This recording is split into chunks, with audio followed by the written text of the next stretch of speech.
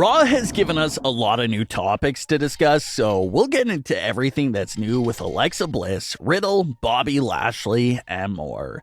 Let's start things off with Matt Riddle. Riddle was first called up to the main roster back during the pandemic era days. He came in off a hot run in NXT and started having an impact on the main roster right away. But as everyone knows, Matt Riddle didn't really take that next step up until he started teaming up with Randy Orton. The entire RK Bro tag team storyline first started the day after WrestleMania 37 in 2021. Randy Orton was just getting out of the feud with Bray Wyatt when he was suddenly approached by Matt Riddle with the idea of the tag team.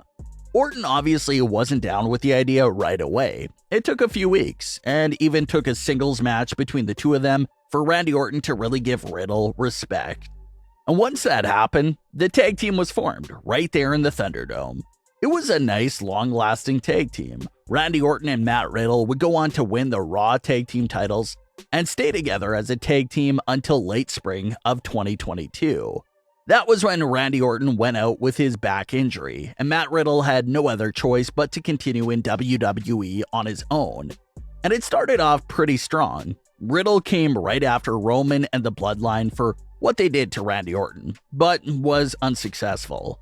Then Riddle had the great feud with Seth Rollins that saw them go at it several times, with Riddle even picking up the win at Extreme Rules. But ever since the feud with Seth Rollins ended, Matt Riddle basically lost direction and became lost in the shuffle. Riddle ended up being thrown in a random tag team with Elias, and that lasted until the December 5th edition of Raw.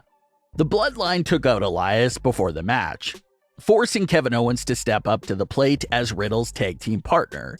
And that's another side story right there.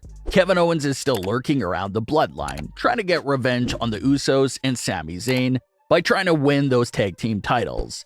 But Riddle and Owens were unsuccessful in that tag team title match. And then, after the match, Riddle gets fully taken out to the point where he needed to be stretchered out of the ring and placed in an ambulance. And as many of the fans suspect, that may have been Matt Riddle getting written off of TV for a while.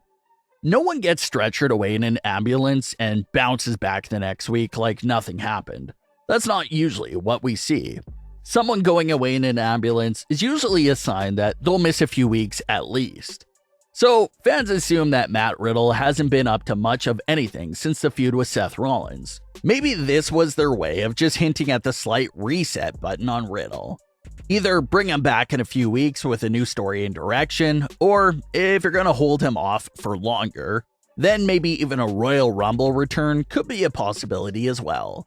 But that's the latest with Matt Riddle. It appears that he has just been written off of television for the time being. Bobby Lashley recently had a lot of interesting things going on with himself on Raw. So let's take a look at what went down there. Originally, everyone thought that Lashley's attack on Brock Lesnar after Crown Jewel was a heel turn, but that wasn't the situation. Lashley didn't fully turn heel after that attack. Instead, he adapted a slightly new, different attitude and persona. Ever since Crown Jewel, Bobby Lashley had been about wrecking everything that's in his path. No matter if his opponents are babyface or heel, he doesn't pick and choose or discriminate. If you're in his way, he will run through you. That's what this new version of Bobby Lashley has been all about. So, if you want to label this character as anything, maybe he'll definitely fit into that category of being a tweener. But on the December 5th edition of Raw, Bobby Lashley and Seth Rollins exchanged some words before having another brawl. What Seth Rollins had to say to Bobby Lashley was pretty interesting, and seems to be hinting at another Lashley versus Lesnar matchup.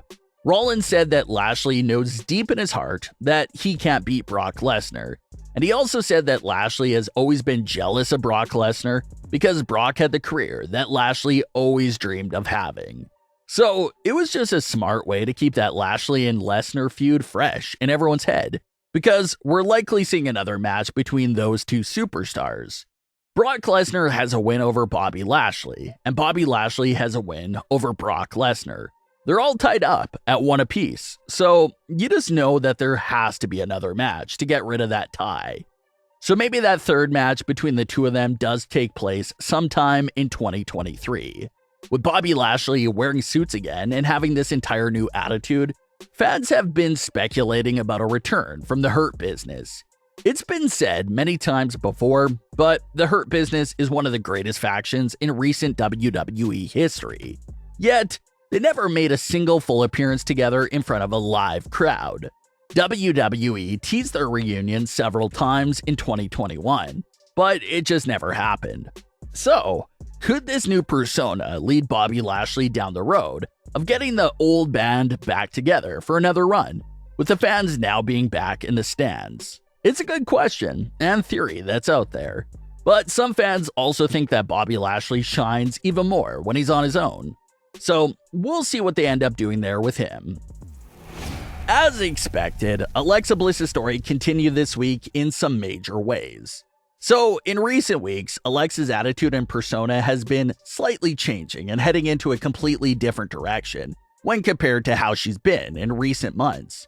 And the non-stop Bray Wyatt logos that have been appearing behind Alexa Bliss for just over a month now is likely the explanation for Alexa's slow attitude change.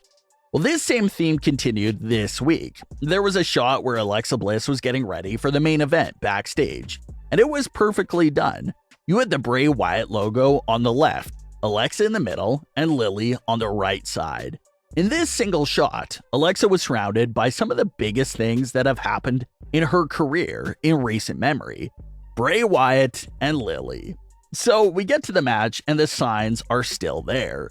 Alexa appears to be her normal self, but there was one spot where Alexa held Becky Lynch in the Sister Abigail pose, and everyone knows what that's hinting at.